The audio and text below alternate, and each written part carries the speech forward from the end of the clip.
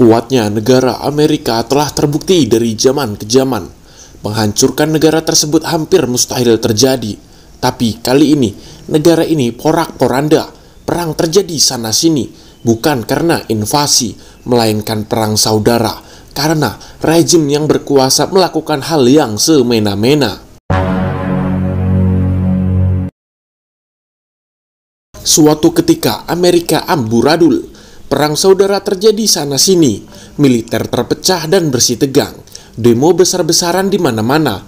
Bukannya mencari jalan keluar, entah apa yang difikirkan sang presiden, ia malah membubarkan intelijen FBI yang membuat masalah makin membesar.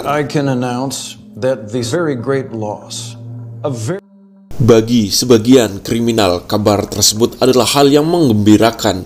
Mereka melakukan aksi-aksi demi kepentingan sendiri. Namun di sini kita difokuskan dengan jurnalis fotografer profesional yang bernama Lee Smith yang selalu hadir untuk mengabadikan momen-momen itu untuk kantor pusat berita negara. Sibuk dalam mengabdikan momen, Lee terpaksa membantu fotografer amatir yang terpukul pentungan sakti polisi. Dikala diberi pencerahan cara-cara yang baik dalam mengambil gambar, tiba-tiba, "You're Lee Smith."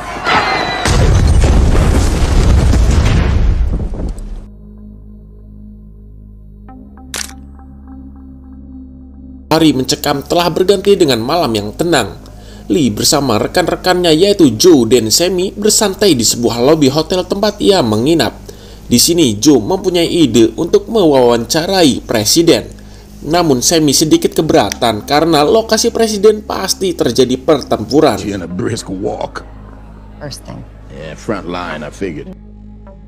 Lee yang mempersiapkan diri untuk misi besok bersiap untuk istirahat duluan.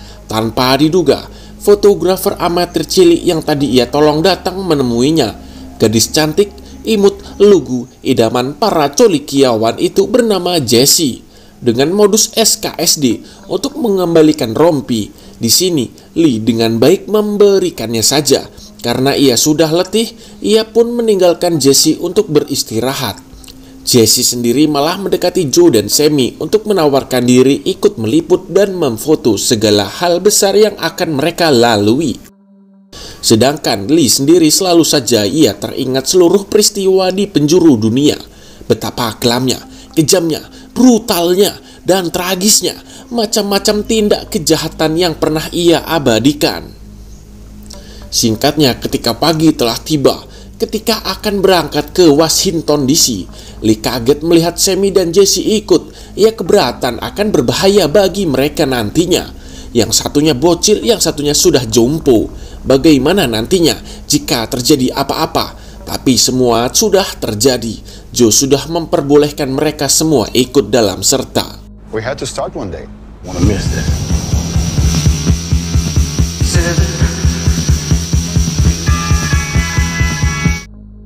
Ketika sedang ngecor bensin, Jessie berjalan-jalan ke belakang toko sembari ditemani pria bersenjata. Lee yang khawatir pun mengikutinya dan melihat hal yang tak terduga. Rupanya, pria-pria yang tergantung itu adalah perampok yang akan menjarah toko tersebut. Lee yang melihat Jessie ketakutan memberikan sebuah contoh bagaimana cara profesional bekerja. Dengan arahan Lee, sang pria pun berpose di tengah manusia-manusia yang tergantung itu. I'll put rounds in him right now. Would you stand with them? I didn't take a photo. Jessie yang amatir terlihat sangat menyebalkan. Sepanjang perjalanan hanya genangan air mata yang ia berikan. Lee yang kasihan padanya meminta untuk menepi di lokasi bekas peperangan. Di sini Lee meminta Jessie untuk memfoto bangkai helikopter dan rupanya itu membuat Jessie sedikit lebih tenang. I'm sorry for jamming my way into 508 mil jarak sisa yang mereka tempuh. Di dalam perjalanan, Lee dan yang lain diizinkan meliput para pemberontak yang baku tembak dengan tentara rejim nasional. Banyak pemberontak yang tumbang. Namun semangat akan negeri Paman Sam terus berkobar. Hingga akhirnya mereka bisa memojokkan para tentara dan mengirim mereka ke akhirat.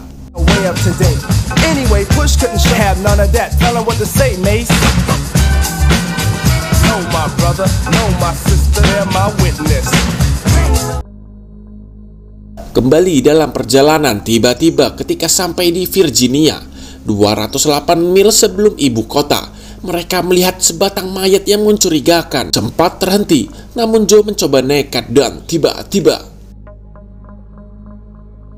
mereka pun bersembunyi dan tak jauh dari mereka ada sniper pemerintah yang sedang membidik sniper pemberontak.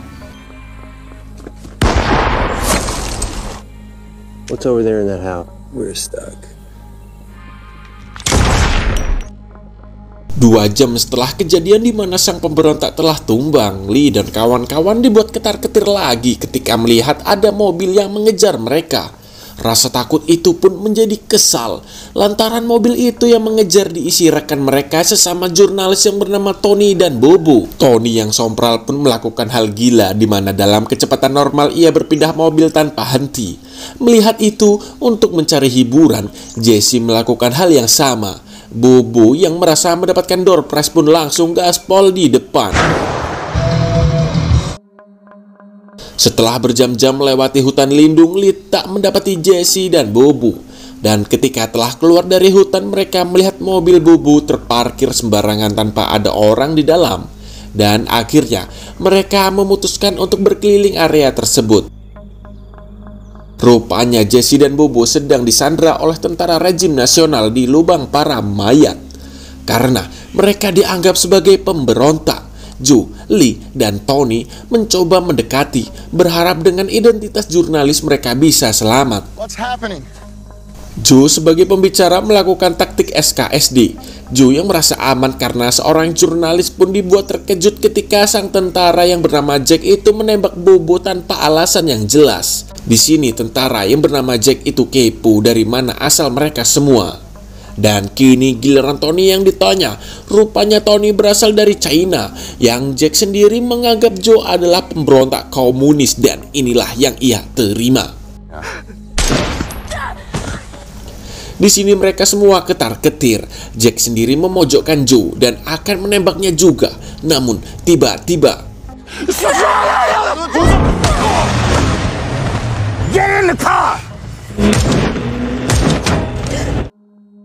akibat hal itu, Joe dan yang lain selamat. Namun naas sang penyelamat sudah tak kuasa, yang tertembak dan kehilangan banyak sekali darah. Sempat singgah di markas para tentara pemberontak, namun semua setelah terlambat.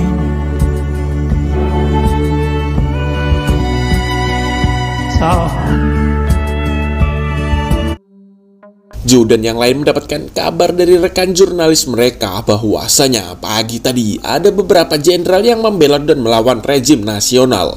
Dan kini para tentara pembelot menyiapkan diri untuk menyerang Gedung Putih. Mereka yakin dapat menumpas tentara rejim nasional lantaran jumlah mereka lebih dominan dan berbagai mesin tempur lebih banyak mereka kuasai.